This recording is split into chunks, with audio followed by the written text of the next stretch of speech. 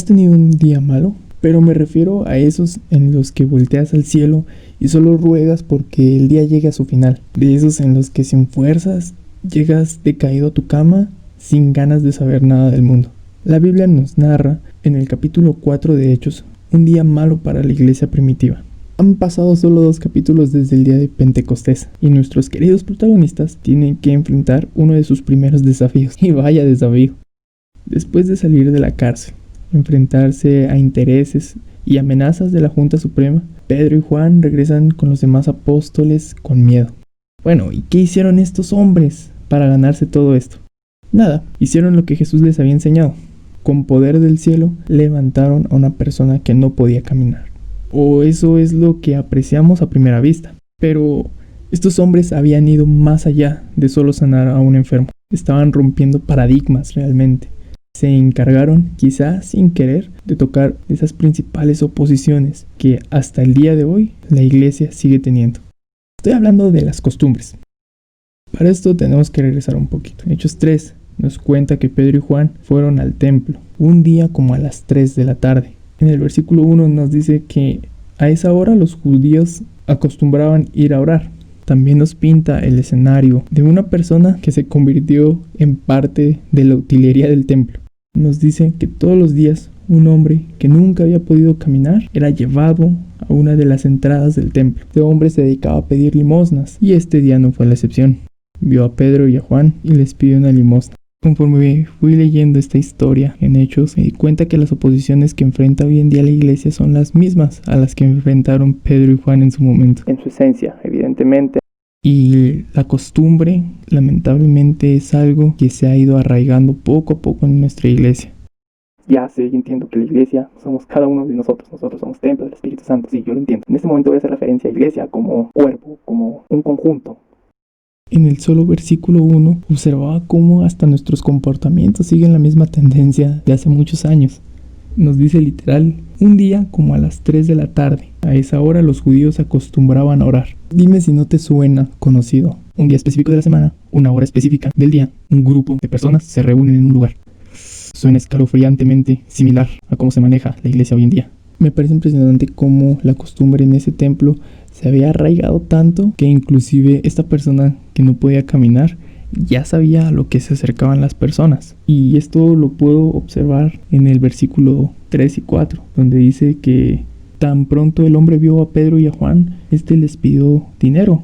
Y ellos le contestan, como, bueno, préstanos atención. Y el hombre los mira atentamente pensando que le van a dar algo. Y me ponía a analizar y a pensar en este punto en el que hemos pasado ya casi 3 meses, si no es que un poquito más, perdí la cuenta hace bastantes días, en los que una cuarentena, un virus nos obligó a salir de la iglesia. Creo que el deseo de mucha gente, el deseo de muchos pastores, de muchos líderes, es el regresar al templo. Y si bien es cierto, es bueno que nos reunamos como hermanos, también me preguntaba en qué punto hemos hecho esto una costumbre.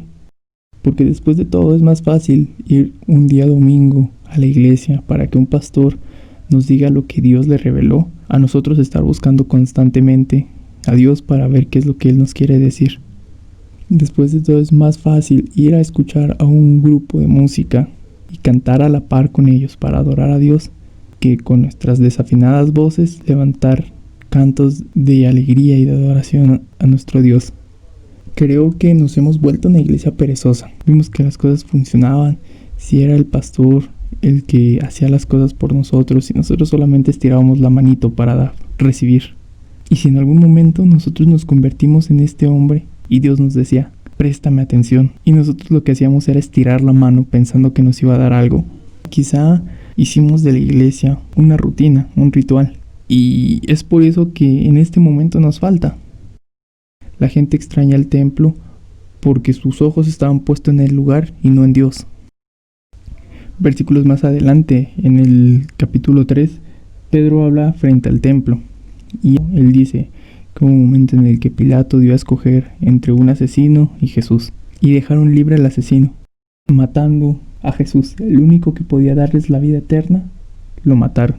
Y quizá, al igual que en su momento el pueblo judío, a nosotros también nos están dando en este momento la lección de si escoger a Jesús o escoger todo lo demás que el mundo nos ofrece, que los medios de comunicación nos presentan. El miedo, las cifras de muertes que hay día a día, la lejana fecha de una vacuna. Esta situación nos ha hecho escoger el miedo y no a Jesús, y estamos eligiendo al asesino en lugar de a Jesús, que es el único que nos puede dar la vida. Y en este momento nosotros nos aferramos a que las cosas se tienen que seguir haciendo como se hacían antes, a un templo.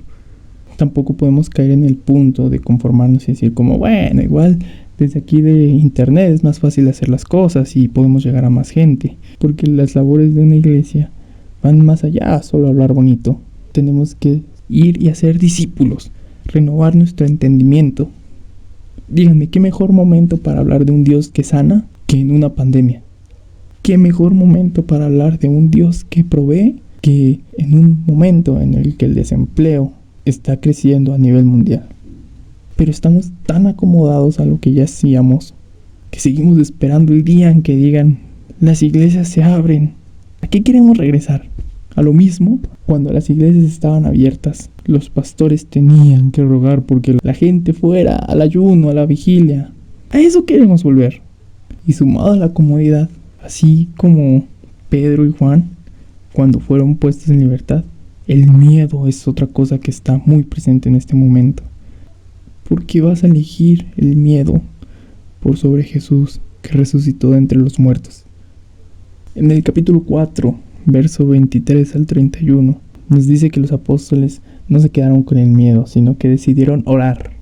Tenían miedo de ir a predicar y pusieron este temor delante de Dios. Y en el verso 31 dice que cuando terminaron de orar, tembló el lugar donde estaban reunidos y todos ellos quedaron llenos del Espíritu Santo en ese momento y todos hablaban sin temor acerca de Jesús. Me causa curiosidad que hace 2 capítulos atrás había pasado el Pentecostés, la llenura, y sin embargo aquí otra vez fueron llenos, porque esto no es de un día a la semana, 2 horas al día. Tenemos que estar llenándonos constantemente del Espíritu Santo.